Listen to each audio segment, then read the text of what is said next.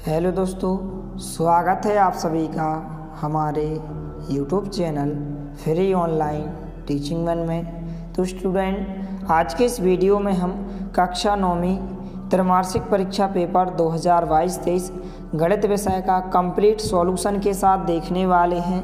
तो वीडियो के साथ अंत तक बने रहिए। तो यहाँ पर इस प्रकार से सबसे पहले निर्देश दिए गए हैं इस प्रकार से।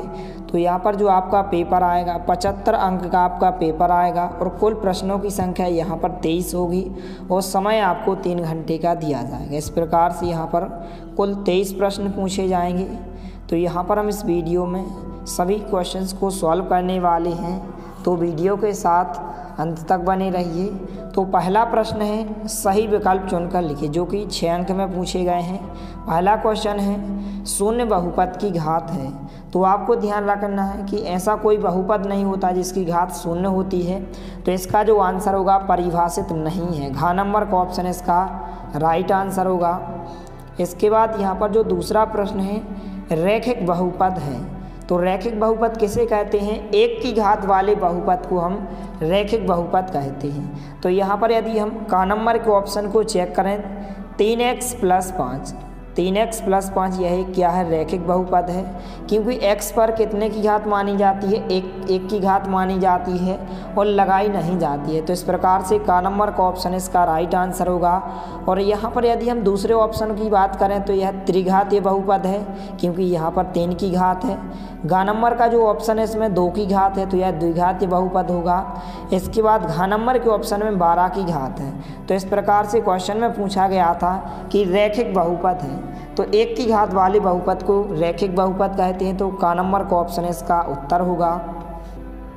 इसके बाद तीसरा प्रश्न है, शून्य बहुपद का शून्यक है। तो आपको ध्यान रखना है कि शून्य बहुपद का कोई शून्यक नहीं होता है, तो यह भी परिभाषित नहीं है। घ नंबर का ऑप्शन इसका राइट आंसर होगा।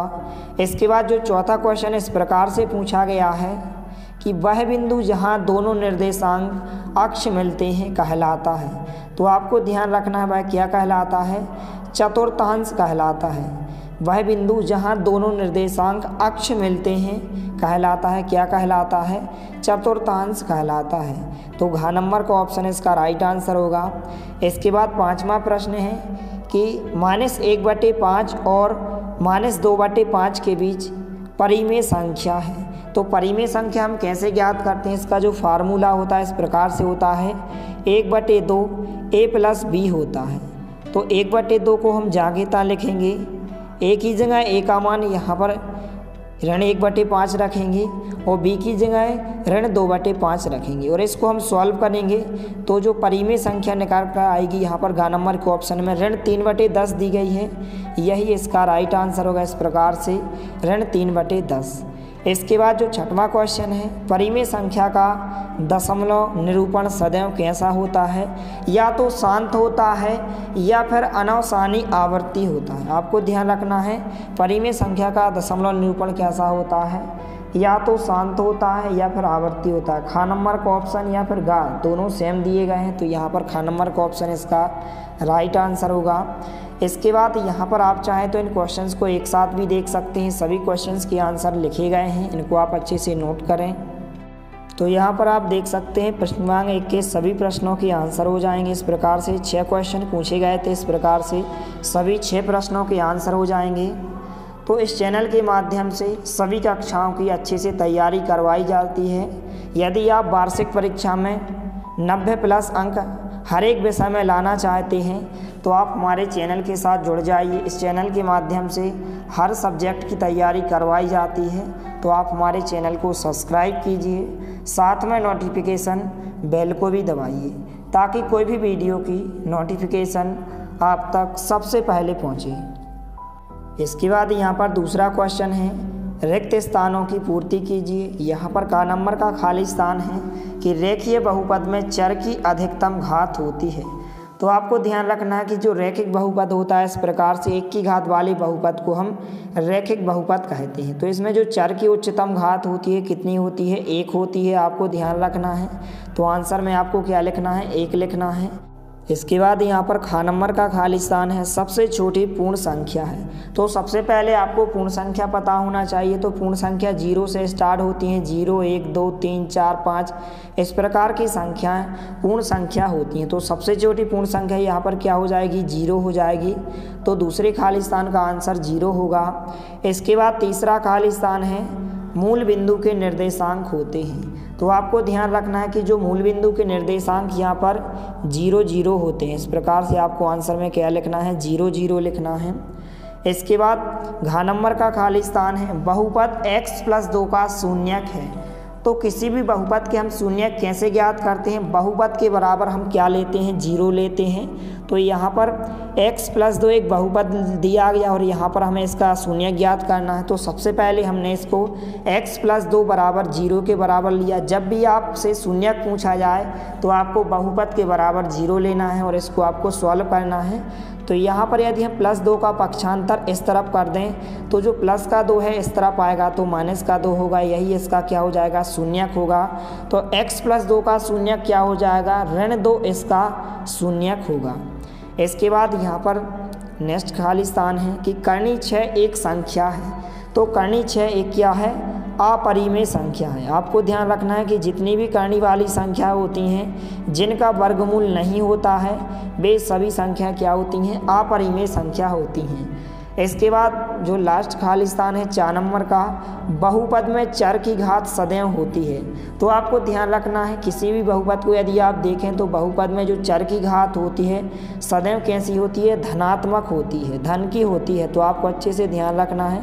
तो बहुपद में चर की घात सदैव कैसी होती है, धनात्मक होती।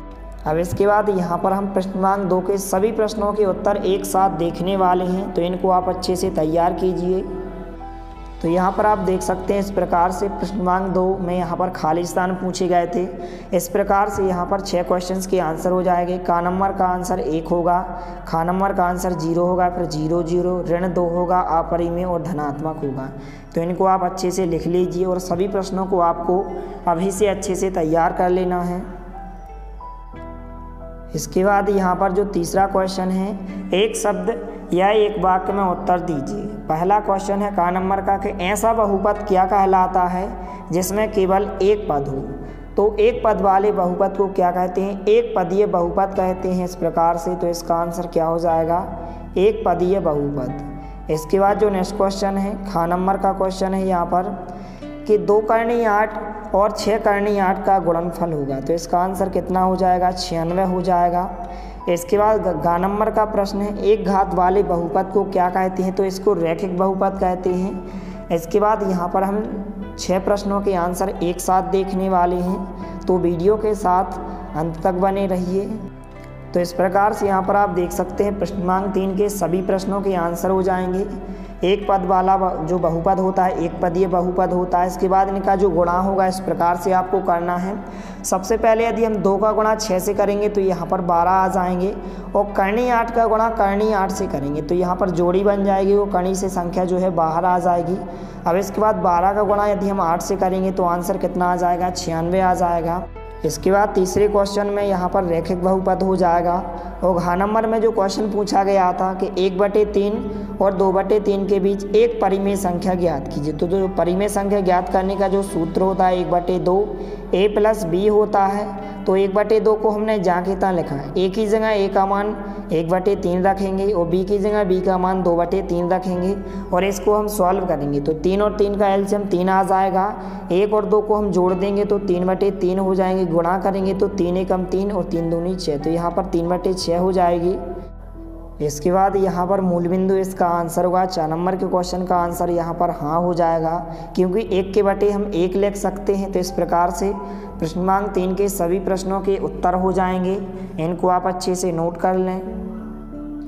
इसके बाद यहाँ पर प्रश्नांक 4 में सही जोड़ियाँ पूछी गई हैं, तो इनके आंसर हम देखने वाले हैं। इसके बाद क्वेश्चन नंबर 5 में इस प्रकार से सत्य असत्य पूछे गए हैं, तो हम क्वेश्चन नंबर 4 और क्वेश्चन नंबर 5 के आंसर एक साथ देखने वाले हैं। तो इस प्रकार से क्वेश्चन नंबर 4 में सही जोड़ियां पूछी गई थी। इस प्रकार से आंसर हो जाएगा, पहले का ऋण 1 होगा, इस प्रकार से दूसरे का जो आंसर होगा x माइनस वाई एक्स वर्ग प्लस एक्स वाई प्लस यहाँ पर वाई वर्ग। इसके बाद घ नंबर का जो आंसर होगा 54 होगा, घ नंबर का आंसर x निर्देशांक होगा और इसके बाद यहाँ पर वाई अक्ष होगा और 4 नंबर का जो आंसर होगा इस प्रकार से 61 होगा। तो इस प्रकार से सही जोड़ियों के आंसर हो जाएंगे। इसके बाद 5वें क्वेश्चन में सत्य असत्य पूछे गए थे। इस प्रकार से पहला असत्य होगा, दूसरा असत्य होगा, तीसरा असत्य होगा, चौथा असत्य होगा, 5वां असत्य होगा और जो लास्ट है वह सत्य होगा। तो इस प्रकार से इनको आप अच्छे से तैयार कर लें, क्योंकि जो यह क्वेश्चन है ऑब्जेक्ट टाइप क्वेश्चन 28 अंक में पूछे जाते हैं, इसलिए इनको आपको अभी से अच्छे से तैयार कर लेना है। इसके बाद यहाँ पर हम प्रश्नांक 5 से लेकर 23 तक के सभी क्वेश्चंस को सॉल्व करने वाले हैं, तो वीडियो के साथ अंत तक बने रहिए। इसके बाद यहाँ पर क्वेश्चन नंबर 6 है, खाली बॉक्स में संख्या लिखिए। इस प्रकार से क्वेश्चन पूछा गया है, इसलिए आपको ध्यान से समझना है। तो यहाँ पर हमें गुणा करना है और जितना भी इसका आंसर आता है यहाँ पर हमें लिखना है। तो 12 का गुणा यदि हम 4 से करें तो यहाँ पर कितने हो जाएंगे, 48 आ जाएंगे। 48 की यहाँ पर कितना आ जाएगा, 8 आ जाएगा, हासिल 4 आ जाएंगी। अब 12 का गुणा हम 9 बार करेंगे तो 12 नंबर कितने होते हैं, 108 होते हैं। 108 और 4 जोड़ने पर कितने हो जाएंगे, 112 हो जाएंगे। 112 के 2 आ जाएंगे यहाँ पर और 11 हासिल आ जाएंगे और 12 सत्ते 84 और 84 में यदि हम 11 हासिल के जोड़ दें तो कितने हो जाएंगे, 4 1 5 और 8 1 9। तो यहाँ पर इसका जो आंसर होगा 9528 इसका आंसर होगा। इस प्रकार से आपको बॉक्स में आंसर लिख देना है। बहुत ही इजी क्वेश्चन है, इस प्रकार के क्वेश्चन 2 अंक में पूछे जाते हैं। इसके बाद जो इसके अथवा में क्वेश्चन पूछा गया है, गुणा कीजिए। इस प्रकार से दशमलव वाला क्वेश्चन है। तो सबसे पहले यहाँ पर इसको हम कैसे सॉल्व करते हैं, तो यहाँ पर गुणा का क्वेश्चन है, तो हम इसको सबसे पहले गुणा करते हैं। इस प्रकार से 7.4 का गुणा 2.4 से करना है। तो सबसे पहले हम 4 का करेंगे इस संख्या से और 2 का भी हम इस संख्या से करेंगे। तो सबसे पहले 4 का गुणा हम 4 से करेंगे तो यहाँ पर 16 आ जाएंगे, 16 की यहाँ पर 6 आ जाएंगे, हासिल 1 आ जाएगी। 4 का गुणा 7 से करेंगे तो 28 और 1 हासिल की 29 आ जाएंगे। तो सबसे पहले जैसे हम गुणा करते हैं वैसा आपको करना है। इसके बाद यहाँ पर नीचे हम क्रॉस का चिन्ह लगाएंगे। फिर इसके बाद हम 2 का करेंगे तो 2 का गुणा 4 से करेंगे तो 8 आ जाएंगे और 2 का गुणा 7 से करेंगे तो 14 आ जाएंगे। इसके बाद इन दोनों को हम जोड़ देंगे तो 6 आ जाएगा, 9 और 8 17, 17 के 7 आ जाएंगे, हासिल 1 आएगी। तो 4 2 6 और 1 हासिल के 7 और 1 जांघिता। तो आंसर कितना आया, 1776, 1776। लेकिन यहाँ पर हमें दशमलव भी लगाना है। तो दशमलव हम कैसे लगाते हैं, यहाँ पर आप देख सकते हैं 1 अंक बाद पीछे से दशमलव यहाँ पर है और 1 अंक बाद दशमलव पीछे से यहाँ पर है। तो 1 अंक बाद और 1 अंक बाद कितने अंक बाद दशमलव लगाएंगे, हम 2 अंक बाद। आपको ध्यान रखना है पीछे से आपको गिनना है, आगे से नहीं गिनना है, पीछे से। यहाँ पर आप देख सकते हैं 1 अंक बाद दशमलव यहाँ पर है और 1 अंक बाद दशमलव यहाँ पर है। तो 1 अंक बाद और 1 अंक बाद कितने अंक बाद दशमलव लगाएंगे, यहाँ पर हम 2 अंक बाद दशमलव लगाएंगे। तो पीछे से हमने 1 और 1 2 अंक बाद दशमलव लगाया। तो इस प्रकार से 17.76 इसका आंसर हो जाएगा। तो इस प्रकार से आप आसानी से सॉल्व कर सकते हैं। इसके बाद जो 7वां क्वेश्चन है, इस प्रकार से क्वेश्चन पूछा गया है कि दिए गए सवाल को या प्रश्न को हल करके जो बॉक्स दिया गया इस बॉक्स में उत्तर लिखें। इस प्रकार से भाग का क्वेश्चन दिया गया है, डिवाइड का, कि इस 845 भाग 6 में भागफल ज्ञात करना है और शेषफल ज्ञात करना है। तो सबसे पहले हम इसको रफ में सॉल्व करके देख लेते हैं कि 6 का भाग यदि हम 845 में करें तो भागफल कितना आएगा और शेषफल कितना आएगा। तो जितना भी आएगा यहाँ पर हम आंसर में लिखेंगे। तो आइए यहाँ पर हम इसको रफ में सॉल्व करते हैं। तो 6 का भाग हमें 845 में करना है। तो सबसे पहले 6 का भाग 8 में जाएगा, 6 एकम 6 होगा, घटाने पर कितने बचेंगे, 2 बचेंगे, यहाँ पर 4 आ जाएगा। 6 का भाग 24 में कितनी बार जाएगा, 4 बार जाएगा, 6 चौके 24 हो जाएंगे। इसके बाद यहाँ पर 5 आ जाएंगे। अब इसके बाद 6 का भाग 5 में नहीं जाता है तो भागनास्ती, यहाँ पर 0 आ जाएगा, यहाँ पर 0 आ जाएगा, 5 के 5 आ जाएंगे। तो इस प्रकार से यह क्या होता है, भागफल होता है। और जो लास्ट में होता है यह क्या होता है, शेषफल होता है। इनको आपको अच्छे से ध्यान रखना है। और जो बीच वाला होता है यह भाज्य होता है और जिससे हम भाग करते हैं वह भाजक होता है। तो भाज्य, भाजक यह भागफल होता है और यह शेषफल होता है।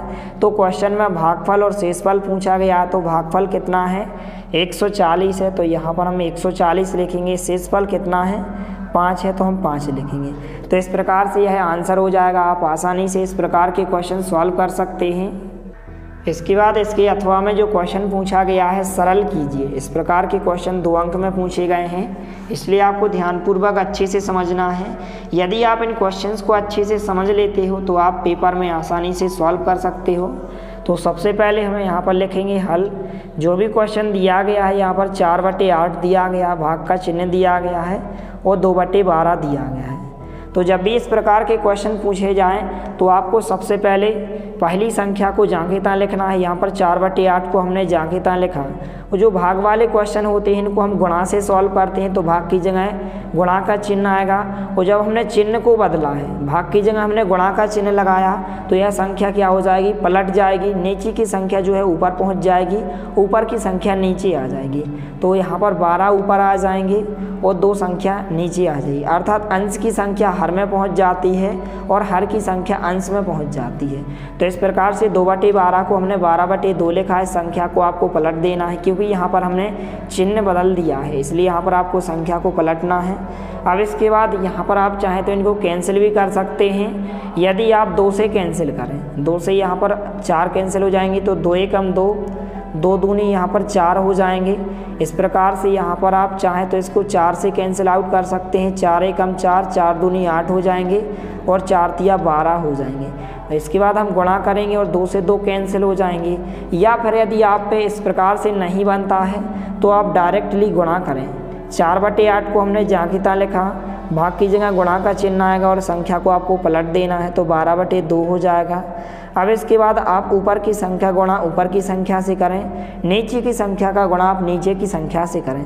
तो 12 का गुणा 4 से करेंगे तो कितने आ जाएंगे, 48 आ जाएंगे। और 8 का गुणा 2 से करेंगे तो 16 आ जाएंगे। इसके बाद आप 16 से संख्या को काट सकते हैं, डिवाइड कर सकते हैं। 16 एकम 16 और 16 दूनी 32, 16 ती 48। तो इस प्रकार से आंसर कितना हो जाएगा, 3 हो जाएगा। यही इसका राइट आंसर होगा। तो इस प्रकार से आप आसानी से इस प्रकार के क्वेश्चन सॉल्व कर सकते हैं। आपको कुछ नहीं करना, सबसे पहले हमने 4/8 को जांघिता लिखा, भाग की जगह आपको गुणा का चिन्ह लगा देना जब भी इस प्रकार के क्वेश्चन पूछे जाए। और जब हमने गुणा का चिन्ह लगाया तो यह संख्या जो है पलट जाती है। 2/12 को हमने 12/2 लिखा। इसके बाद ऊपर की संख्या का गुणा हमने ऊपर की संख्या से किया, नीचे की संख्या का गुणा हमने नीचे की संख्या से किया। 4 का गुणा 12 से करेंगे तो 48 आ जाएंगे और 8 का गुणा 2 से करेंगे तो 16 आ जाएंगे। इसके बाद 16 से हमने इसको कैंसिल किया तो 16 एकम 16, 16 तिया 48। तो यहाँ पर आंसर कितना हो जाएगा, 3 हो जाएगा। तो इस प्रकार से आप आसानी से सॉल्व कर सकते हैं। इसके बाद जो नेक्स्ट क्वेश्चन है क्रमांक 8, दी गई आकृति के छायांकित भाग को भिन्न के रूप में लिखिए। यहाँ पर एक आकृति आपको दी गई है और पूछा गया है कि जो छायांकित भाग है इस छायांकित भाग को भिन्न के रूप में लिखना है, अर्थात बटे के रूप में लिखना है, अंश बटे हर के रूप में लिखना है। तो आपको ध्यान रखना है कि कुल भाग को हम नीचे लिखते हैं, जितने भाग यहाँ पर इस चित्र में दिए गए हैं। यहाँ पर यदि हम कुल भाग को गिने 1, 2, 3, 4, 5, 6 भाग दिए गए हैं, तो कुल भाग को आपको नीचे लिखना है, जितने भाग यहाँ पर इस चित्र में दिए गए हैं। और जितने भाग छायांकित होते हैं यहाँ पर हम ऊपर लिखते हैं। तो केवल एक ही भाग छायांकित है तो हमने 1 लिखा। यदि इसमें से 4 भाग छायांकित होते तो हम 4 लिखते ऊपर। यदि 3 भाग छायांकित होते तो हम 3 लिखते, लेकिन कुल भाग को आपको नीचे लिखना है। तो इस प्रकार से भिन्न के रूप में जो छायांकित भाग होगा 1/6 होगा। इस प्रकार से आप आंसर लिख सकते हैं। इसके बाद जो अथवा का क्वेश्चन पूछा गया है यह भी 2 अंक में पूछा गया है। सरल कीजिए 5/12 प्लस 6/12 माइनस 3/12। बहुत ही इजी क्वेश्चन है, आप आसानी से सॉल्व कर सकते हैं। यह क्वेश्चन जो है ब्रिज कोर्स से पूछे गए हैं, इसलिए ब्रिज कोर्स में दिए गए सभी क्वेश्चंस आपको अच्छे से सॉल्व करके देख लेना है। हमारे चैनल के द्वारा वीडियोस भी अपलोड किया गया है। यदि आपने ब्रिज कोर्स वाला वीडियो नहीं देखा है तो आप हमारे चैनल की प्लेलिस्ट या नीचे डिस्क्रिप्शन बॉक्स में दी गई लिंक पर जाकर आप देख सकते हैं, क्योंकि ब्रिज कोर्स से 25 से 30 अंक में जो है क्वेश्चन पूछे जाते हैं। इसलिए ब्रिज कोर्स में दिए गए जो भी महत्वपूर्ण प्रश्न हैं यहाँ पर हमने आपको बता दिए हैं। यदि आपने वीडियोस को नहीं देखा है तो आप वीडियोस को अच्छे से देखें। तो यहाँ पर जो क्वेश्चन दिया गया है इस प्रकार से दिया गया। तो सबसे पहले जो भी क्वेश्चन में दिया गया है यहाँ पर हम लिखेंगे 5/12 प्लस 6/12 माइनस चिन्ह 3/12।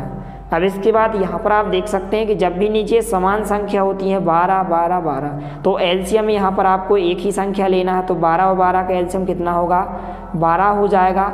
तो आपको ध्यान रखना है जब भी इस प्रकार से नीचे की संख्या समान हो, यहाँ पर 12 और 12 दिया गया तो इसका एलसीएम कितना हो जाएगा, 12 हो जाएगा। और ऊपर की संख्या को आपको इस प्रकार से चिन्ह सहित लिख देना है। 5 को हमने जहाँ की तहाँ लिखा और प्लस 6 को हमने जहाँ की तहाँ लिखा और माइनस 3 को हमने जहाँ की तहाँ लिखा। बहुत ही ईजी क्वेश्चन है जब भी इस प्रकार से नीचे संख्या समान हो। अब इसके बाद जब हम सॉल्व करेंगे तो 5 और 6 जोड़ने पर कितने हो जाएंगे, 11 हो जाएंगे। और ऋण 3 को हमने जहाँ की तहाँ लिखा। इसके बाद बटे 12 को हमने जहाँ की तहाँ लिखा। इसके बाद 11 में से यदि हम 3 को माइनस कर दें तो कितने बचेंगे, घटाने पर 8 बचेंगे और नीचे कितने आ जाएंगे, 12 आ जाएंगे। इसके बाद आप चाहें तो इसको 4 से आप कैंसिल आउट भी कर सकते हैं। तो 4 एकम 4, 4 दूनी 8 हो जाएगा और 4 तिया कितने हो जाएंगे, 12 हो जाएंगे। तो इस प्रकार से इसका जो आंसर होगा 2/3 हो जाएगा। बहुत ही इजी क्वेश्चन है। तो सबसे पहले हमने जो भी क्वेश्चन में दिया गया है यहाँ पर हमने इस प्रकार से लिखा। अब इसके बाद 12 और 12 का एलसीएम कितना हो जाएगा, 12 हो जाएगा। जब भी इस प्रकार से नीचे सभी जगह जो है संख्या समान हो तो इस प्रकार से आपको एलसीएम लेना है। तो 12 का एलसीएम 12 हो जाएगा। अब इसके बाद ऊपर की संख्या को आपको जहाँ की तहाँ लिखना है और चिन्ह सहित लिखना है। 5 को हमने जहाँ की तहाँ लिखा, प्लस 6 को जहाँ की तहाँ लिखा और माइनस 3 को हमने जहाँ की तहाँ लिखा। इसके बाद प्लस के 6 हैं, प्लस के 5 है, जोड़ने पर प्लस 11 हो जाएंगे। माइनस 3 को हमने जहाँ की तहाँ लिखा और बटे की संख्या को भी हमने जहाँ की तहाँ लिखा। इसके बाद 11 में से यदि हम 3 को माइनस कर दें तो कितने बचेंगे, घटाने पर 8 बचेंगे और बटे 12 को हमने जहाँ की तहाँ लिखा। इसके बाद आप चाहें तो इसको 4 से आप कैंसिल आउट भी कर सकते हैं, 4 से आप इसको काट सकते हैं। 4 एकम 4, 4 दूनी 8 और 4 तिया 12। तो 2/3 इसका राइट आंसर होगा। तो इस प्रकार से आप आसानी से इस प्रकार के क्वेश्चंस को सॉल्व कर सकते हैं। इसके बाद यहाँ पर क्वेश्चन नंबर 9 है। दुकानदार ने एक पेन 45.25 रुपये में खरीदता है तथा उसे 55.75 रुपये में बेच देता है, तो उसे कितने रुपए का लाभ प्राप्त हुआ है। तो यहाँ पर आप देख सकते हैं यदि हम इस संख्या में से इस संख्या को घटा दें तो यहाँ पर हमें लाभ प्राप्त हो जाएगा। अर्थात यदि हम विक्रय में से बेच में से यदि हम खरीद को घटा देते हैं तो हमें लाभ प्राप्त हो जाता है। या फिर आप लाभ का फार्मूला भी जो सूत्र होता है इसको भी आप ध्यान रख सकते हैं, क्योंकि जो लाभ बराबर होता है विक्रय मूल्य माइनस क्रय मूल्य होता है। अर्थात बेच में से यदि हम खरीद को घटा दें, विक्रय मूल्य यहाँ पर बेचना होता है और क्रय मूल्य यहाँ पर खरीदना होता है। तो विक्रय मूल्य में से यदि हम क्रय मूल्य को घटा दें तो हमें लाभ प्राप्त हो जाएगा। क्योंकि क्वेश्चन में दिया गया है कि दुकानदार ने एक पेन 45.25 रुपये का खरीदा, तो यह क्रय मूल्य होगा, कितना होगा 45.25। तो सबसे पहले हम लिखेंगे हल। क्वेश्चन में जो भी दिया गया है यहाँ पर दुकानदार ने जो है 45.25 रुपये में जो है इस पेन को खरीदा है। तो यहाँ पर हम लिखेंगे कि क्रय मूल्य कितना दिया गया है, क्रय मूल्य बराबर दिया गया है जो हमने खरीदा है 45.25 रुपये में। इसके बाद आगे दिया गया तथा उसे 55.75 रुपये में बेचता है, तो यह विक्रय मूल्य दिया गया है। तो इस प्रकार से यदि आप विक्रय मूल्य में से क्रय मूल्य को घटा देते हो तो आपको लाभ प्राप्त हो जाता है। तो विक्रय मूल्य कितना दिया गया, 55.75 दिया गया है। अब इसके बाद यहाँ पर हमें लाभ ज्ञात करना है, तो इस फार्मूला में हम मान रखेंगे।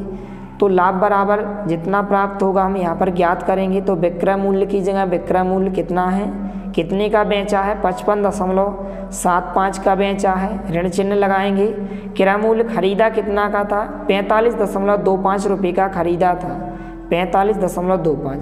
अब इसके बाद आप घटा सकते हैं। तो सबसे पहले यहाँ पर यदि हम इसको रफ में घटा कर देखें 55.75, इसमें से हमें घटाना है 45.25 को। तो सबसे पहले आपको दशमलव के नीचे दशमलव को लगाना है। दशमलव के इस तरफ यहाँ पर 45 है और इस तरफ जो है 25 है, तो हमने 25 को लिखा। इसके बाद हम घटाएंगे तो 5 में से 5 घटाएंगे 0 आ जाएगा, 7 में से 2 घटाएंगे 5 आ जाएगा, दशमलव के नीचे दशमलव आएगा, 5 में से 5 घटाएंगे 0 आएगा, 5 में से 4 को घटाएंगे 1 आ जाए। इस प्रकार से घटाने पर कितना आंसर आएगा, 10.50 रुपये लाभ प्राप्त होगा, अर्थात 10 रुपये 50 पैसे यहाँ पर लाभ प्राप्त होगा। इस प्रकार से यहाँ पर आप आंसर में लिख सकते हैं 10.50 इतने रुपए जो है दुकानदार को लाभ प्राप्त होगा। इस प्रकार से आप लास्ट में लिख भी सकते हैं कि अतः दुकानदार को 10.50 रुपये लाभ प्राप्त हुआ है। इस प्रकार से आंसर हो जाएगा। इसके बाद यहाँ पर नेक्स्ट क्वेश्चन है, खाली बॉक्स में उचित संख्या लिखकर दिए गए भिन्न समतुल्य भिन्न लिखें। इस प्रकार से 6/20 दिया गया है और ऊपर 3 दिया गया है और नीचे आपको खाली बॉक्स में संख्या लिखना है। तो सबसे पहले हम मान के चले कि खाली बॉक्स में x संख्या है, खाली बॉक्स में क्या है, x संख्या है। तो इसको हम सॉल्व करेंगे। तो 6/20 को हमने जहाँ की तहाँ लिखा, मान के चले कि जो खाली बॉक्स में है वह x संख्या होगी। इसके बाद हम त्रियक गुणा करेंगे, 6 का गुणा x से करेंगे और 3 का गुणा 20 से करेंगे। तो जब हम 6 का गुणा x से करेंगे तो 6x आएगा, बराबर का चिन्ह आएगा। 20 का गुणा यहाँ पर हम 3 से करेंगे तो कितना हो जाएगा, 60 हो जाएगा। इसके बाद हमें x का मान ज्ञात करना है कि इस खाली बॉक्स में कौन सी संख्या होगी। क्योंकि हमने खाली बॉक्स में संख्या x को माना है तो हम x का मान निकालेंगे।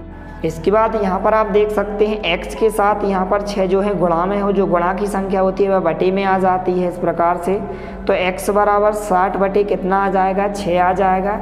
इसके बाद 6 से यदि हम इसको डिवाइड करें तो यहाँ पर कितनी बार जाएगा, 6 कम 6 0 जाएंगे तो 10 बार जाएगा। तो x का मान कितना हो जाएगा, 10 हो जाएगा। तो इस खाली बॉक्स में संख्या क्या आ जाएगी, 10 आ जाएगी। इस प्रकार से आंसर हो जाएगा।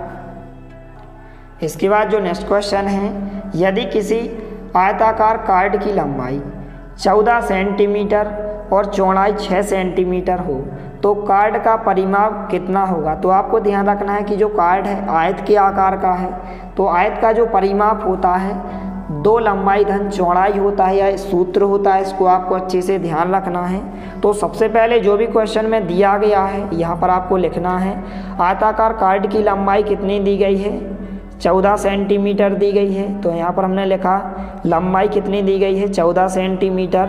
इसके बाद चौड़ाई कितनी दी गई है, 6 सेंटीमीटर। तो यहाँ पर हमने लिखा चौड़ाई बराबर 6 सेंटीमीटर। इसके बाद यहाँ पर हमें इस आयताकार कार्ड का परिमाप ज्ञात करना है। क्योंकि जो आयत का परिमाप होता है इसको आपको अच्छे से ध्यान रखना है। तो जो आयत के परिमाप का जो सूत्र होता है इस प्रकार से होता है, 2 लंबाई धन चौड़ाई होता है। इसको आपको अच्छे से ध्यान रखना है। अब इसके बाद हम मान रखेंगे तो 2 को हमने जहाँ की तहाँ लिखा, लंबाई की जगह लंबाई का मान 14 दिया गया तो यहाँ पर हमने 14 लिखा, प्लस चिन्ह लगाएंगे। चौड़ाई की जगह चौड़ाई का मान 6 दिया गया तो यहाँ पर हमने 6 लिखा। इसके बाद 2 को हम जहाँ की तहाँ लिखेंगे, 14 और 6 को हम जोड़ेंगे तो कितने हो जाएंगे, 20 हो जाएंगे। इसके बाद यहाँ पर इंटू का चिन्ह माना जाता है। जब भी इस प्रकार से ब्रैकेट लगा होता है तो हम 20 का गुणा 2 से करेंगे तो कितना आ जाएगा, 40 हो जाएगा। तो इस प्रकार से जो आयताकार कार्ड का जो परिमाप हो जाएगा 40 सेंटीमीटर होगा। इस प्रकार से आंसर हो जाएगा। तो इस प्रकार से प्रश्नांक 1 से लेकर 10 तक के सभी प्रश्नों को आपको सॉल्व करके देख लेना है। इसके नेक्स्ट वीडियो में प्रश्नांक 11 से लेकर प्रश्नांक 23 तक के सभी प्रश्नों का सॉल्यूशन जल्द से जल्द उपलब्ध कराया जाएगा। इसलिए आप हमारे चैनल को सब्सक्राइब कीजिए, साथ में नोटिफिकेशन बेल को भी दबाइए ताकि कोई भी वीडियो की नोटिफिकेशन आप तक सबसे पहले पहुंचे। मिलते हैं अगले वीडियो में, तब तक के लिए जय हिंद, वंदे मातरम।